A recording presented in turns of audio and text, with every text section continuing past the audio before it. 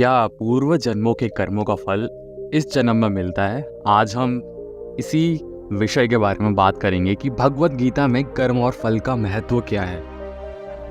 नमस्कार दोस्तों, स्वागत है आपका आरजे अर्जुन के चैनल पर, जहां आपको मिलेंगी दिल को छू लेने वाली कहानियां, अनसुने किस्से और जिंदगी से जुड़े शानदार अनुभव। चाहे मोटिवेशन की बात हो या रहस्यमयी कहानियां, हमारे साथ आपको हर बार कुछ नया और अनोखा सुनने को मिलेगा। तो तैयार हो जाइए दिलचस्प सफर के लिए, जहां शब्दों का जादू आपकी सोच को छुएगा।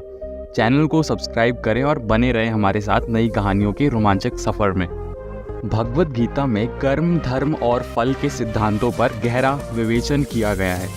श्री कृष्ण ने अर्जुन को जीवन के रहस्य और कर्तव्य के मार्ग की शिक्षा दी, जिसमें कर्म का सिद्धांत सबसे महत्वपूर्ण स्थान रखता है।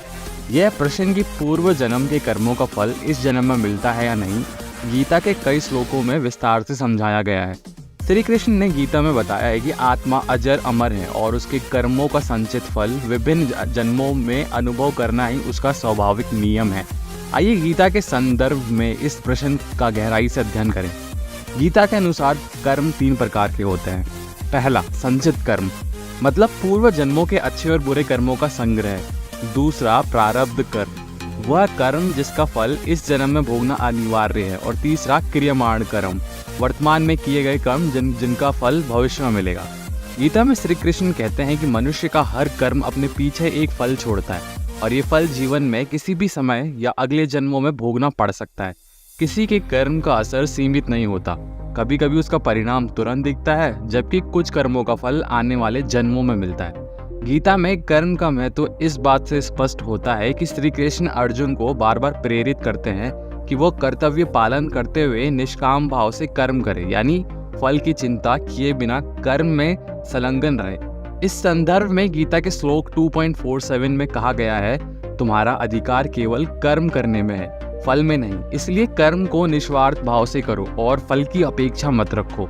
इस श्लोक से स्पष्ट है कि कर्म अपने आप में एक ऊर्जा है जो इस जन्म या अगले जन्म में फल अवश्य देता है। गीता के अनुसार आत्मा का जन्म मरण का चक्र केवल एक शरीर बदलने जैसा है। आत्मा शाश्वत और अमर है, लेकिन वह अपने कर्मों के कारण इस संसार में जन्म लेती है।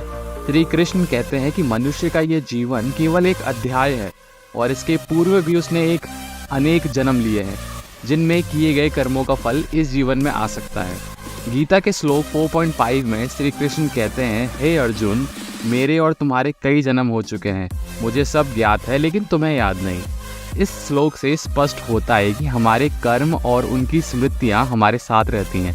भले ही हमें अपने पिछले जन्मों की याद ना हो, हर जन्म में आत्मा अपने साथ अपने कर्मों का बोझ और फल लेकर आती है, और इस जन्म में भी उनके परिणामों का अनुभव करना पड़ता है। गीता में श्री कृष्ण ये भी बताते हैं कि कई बार व्यक्ति के जीवन में कठिनाइयाँ और सुख दुख पूर्व जन्मों के कर्मों का परिणाम होते हैं। यह प्रारब्ध कहलाता है, जिसका अर्थ है पूर्व जन्म में किए गए कर्मों का वह भाग जिसका फल हमें इस जन्म में भोगना ही पड़ेगा। प्रारब्ध कर्मों को टाला नहीं जा सकता। गीता के अनुसार मनुष्य का जन्म, उसका परिवार, सुख दुख और जीवन की परिस्थितियाँ, ये सभी प्रारब्ध कर्मों का परिणाम है। लेकिन श्री कृष्ण ये भी कहते हैं कि मनुष्य को अपने प्रारब्ध का बहाना बनाकर कर्म से विमुख नहीं होना चाहिए। गीता में 18.14 में कहा गया है कि तुम्हें अपने नियत कर्मों का पालन करना चाहिए, क्योंकि कर्म ना करने से जीवन की गति रुक जाती है। इस श्लोक से ये सिद्ध होता है कि कर्म करना मनुष्य का धर्म है, और भले ही प्रारब्ध के कारण कुछ दुख सहने पड़े, हमें अपना कर्म मार्ग नहीं छोड़ना चाहिए। श्री कृष्ण गीता में एक और महत्वपूर्ण सिद्धांत बताते हैं, निष्काम का कर्म योग, यानी बिना फल की अपेक्षा के कर्म करना। श्री कृष्ण कहते हैं कि यदि कोई व्यक्ति केवल कर्तव्य भाव से कार्य करता है ना, और अपने कर्मों के फल को भगवान पर छोड़ देता है, तो वह कर्मों के बंधन से मुक्त हो जाता है। इस प्रकार से वह जन्म मरण के चक्र से भी मुक्त हो सकता है।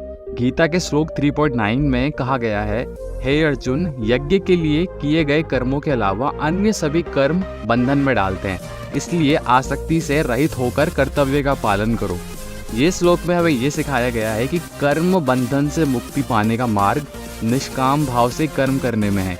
यदि हम केवल अपने कर्तव्य का पालन करें और फल की चिंता ना करें, तो हम पिछले जन्मों के कर्मों से भी छुटकारा पा सकते हैं। भगवत गीता के अनुसार हर कर्म का फल निश्चित है, लेकिन वह कब और कैसे मिलेगा यह पूरी तरह ईश्वर की योजना पर निर्भर करता है। कभी कभी हमें अपने कर्मों का फल तुरंत नहीं मिलता और हम अधीर हो जाते हैं, लेकिन श्री कृष्ण हमें यह विश्वास दिलाते हैं कि हर कर्म का फल अवश्य मिलेगा, चाहे वो इस जन्म में मिले या अगले जन्म में। गीता के श्लोक 9.22 में श्री कृष्ण कहते हैं, जो लोग अनन्य भक्ति से मेरी आराधना करते हैं उनके योग क्षेम का मैं स्वयं पालन करता हूँ। यह श्लोक यह बताता है कि यदि हम ईश्वर के प्रति समर्पित रहते हैं तो हमारे कर्मों का फल हमें सही समय पर प्राप्त होता है और भगवान स्वयं हमारे कल्याण का ध्यान रखते हैं। गीता में यह भी कहा गया है कि यदि कोई व्यक्ति भक्ति, ज्ञान और साधना के मार्ग पर चलता है तो वह अपने पिछले जन्मों के बुरे कर्मों का शोधन कर सकता है। श्री कृष्ण कहते हैं कि सच्चे ज्ञान और भक्ति से मनुष्य अपने सारे पापों से मुक्त हो सकता है। गीता के श्लोक 4.36 में भी ये कहा गया है कि यदि तुम सबसे बड़े पापी भी हो तो भी ज्ञान की नौका से तुम सब पापों को पार कर जाओगे। इस श्लोक से यह सिद्ध होता है कि आध्यात्मिक साधना के माध्यम से मनुष्य अपने कर्मों का शोधन कर सकता है और परम शांति भी प्राप्त कर सकता है। भगवत गीता के अनुसार मनुष्य का वर्तमान जीवन उसके पूर्व जन्मों के कर्मों का प्रतिबिंब है। यह जन्म और इसके सुख दुख पूर्व जन्म के कर्मों का परिणाम है, लेकिन मनुष्य अपने वर्तमान कर्मों से भविष्य को बदल सकता है। श्री कृष्ण हमें यह सिखाते हैं कि कर्म से भागना नहीं चाहिए, बल्कि हर परिस्थिति में कर्तव्य पालन करना चाहिए। तो दोस्तों, आज की कहानी यहीं ख़त्म होती है। अगर आपको ये कहानी पसंद आई हो तो इसे लाइक करना ना भूलें, अपने दोस्तों के साथ शेयर करें और हमें बताएं कि आपको सबसे अच्छा क्या लगा। ऐसे ही और भी मज़ेदार कहानियों के लिए हमारे चैनल आरजे अर्जुन को सब्सक्राइब करें और बेल आइकन दबाना मत भूलना, ताकि आपको हर नई कहानी की नोटिफिकेशन सबसे पहले मिले। तब तक के लिए खुश रहें और कहानी की दुनिया में खोए रहें। मिलते हैं अगली कहानी में। धन्यवाद।